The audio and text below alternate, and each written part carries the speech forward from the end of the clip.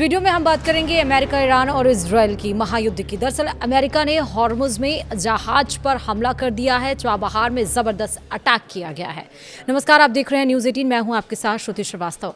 America और Iran में भयानक टकराव देखने को मिल रहा है। जून में हुए समझौते के बाद उम्मीद जताई जा रही थी कि दोनों में शांति होगी, लेकिन ऐसा हो नहीं पाया।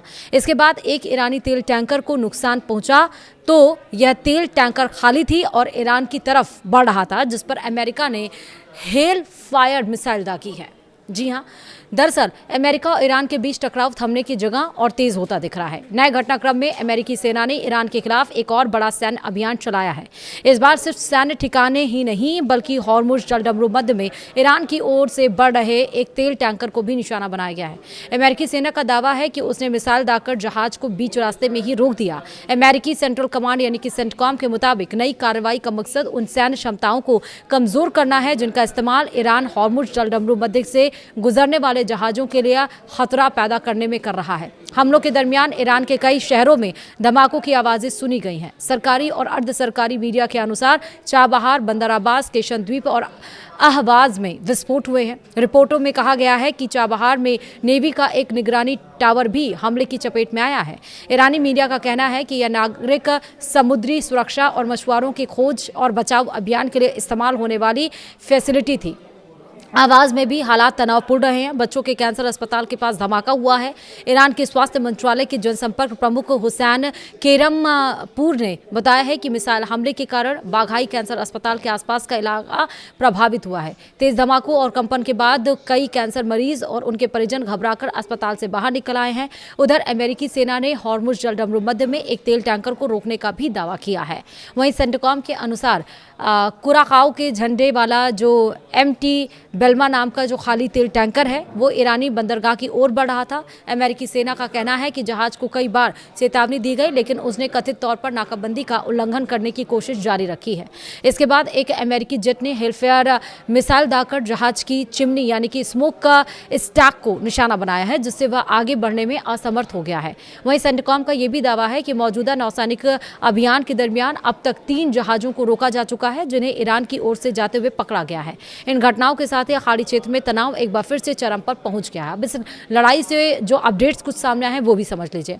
इराक के प्रधानमंत्री अली अल जैदी ने कुर्दिस्तान क्षेत्र के एरबिल में हुए ड्रोन हमलों की कड़ी निंदा की है। उन्होंने कहा है कि इराक अपनी क्षमता और स्थिरता को कमजोर करने की किसी भी कोशिश को बर्दाश्त नहीं करेगा। साथ ही सुरक्षा एजेंसियों को कुर्द क्षेत्रीय बलों के साथ मिलकर आगे ऐसे हमले रोकने के निर्देश दिए गए हैं। इससे पहले एरबिल पुलिस ने बताया था कि शहर में 5 ड्रोन हमले हुए हैं। इनमें से एक ड्रोन अमेरिकी वाणिज्य दूतावास के पास मार गिराया गया है, जिससे आग लग गई और दूतावास का एयर डिफेंस सिस्टम सक्रिय हो गया है। वहीं जॉर्डन की सेना ने दावा किया है कि उसने ईरान की ओर से दागी गई 8 मिसाइलों को अपने हवाई क्षेत्र में ही इंटरसेप्ट कर नष्ट कर दिया है। सरकारी समाचार एजेंसी पेट्रो के मुताबिक सैन्य अधिकारियों ने कहा है कि मिसाइलों के मलबे कई जगह गिरे हैं, लेकिन किसी के हताहत होने या संपत्ति को नुकसान की सूचना नहीं है। वहीं जॉर्डन की सेना ने यह भी कहा कि उसके इंजीनियरिंग दस्तों ने मलबे को सुरक्षित कर लिया है और वायुसेना पूरी सतर्कता के साथ हवाई क्षेत्र पर लगातार नजर बनाए हुए है। इससे पहले ईरान ने यह दावा किया था कि उसने जॉर्डन के अजराक एयरबेस पर मौजूदा अमेरिकी सैन्य ठिकानों को ड्रोन से निशाना बनाया है।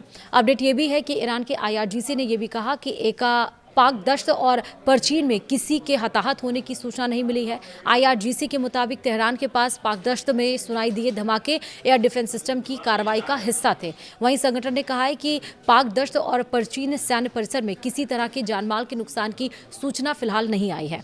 अमेरिकी राष्ट्रपति डोनाल्ड ट्रंप ने कहा है कि ईरान के साथ कूटनीतिक समाधान की संभावना अभी भी बनी हुई है। हालांकि इसके साथ ही उन्होंने तेहरान पर सैन्य दबाव और बढ़ाने का संकेत दिया है। ट्रंप ने कहा कि अमेरिका ईरान की सैन्य क्षमता को निशाना बनाता रहेगा। उनका कहना है कि वॉशिंगटन नहीं चाहता कि ईरान परमाणु हथियार विकसित करे। ट्रंप ने यह भी आरोप लगाया कि ईरान मानवाधिकारों का उल्लंघन करता है और राजनीतिक विचार विरोधियों पर कार्रवाई करता है। उनके मुताबिक बातचीत का विकल्प खुला, लेकिन फिलहाल अमेरिका का फोकस ईरान पर दबाव बढ़ाने पर है। वहीं ईरान की सेना ने दावा किया है कि उसने जॉर्डन के अराजक एयरबेस पर मौजूद अमेरिकी सैन्य ठिकानों को ड्रोन हमले में निशाना बनाया। ईरानी समाचार एजेंसी फार्स के मुताबिक हमले में संचार प्रणाली, स्थायी रडार साइट और ईंधन डिपो को निशाना बनाया गया है। ईरान ने इसे अपने साकेह अभियान का 9वां चरण बताया है। ईरान का कहना है कि यह कार्रवाई हाल में उसके सैन्य ठिकानों पर हुए अमेरिकी हमलों के जवाब में की गई है। हालांकि इस दावे की जॉर्डन या अमेरिका की ओर से कोई आधिकारिक पुष्टि अभी नहीं हुई है। वहीं अमेरिका ने हालिया हमलों में ग्रेटर तुम्ब द्वीप को भी निशाना बनाया। यह द्वीप हॉर्मुज़ जलडमरूमध्य के सबसे अहम रणनीतिक इलाकों में से गिना जाता है।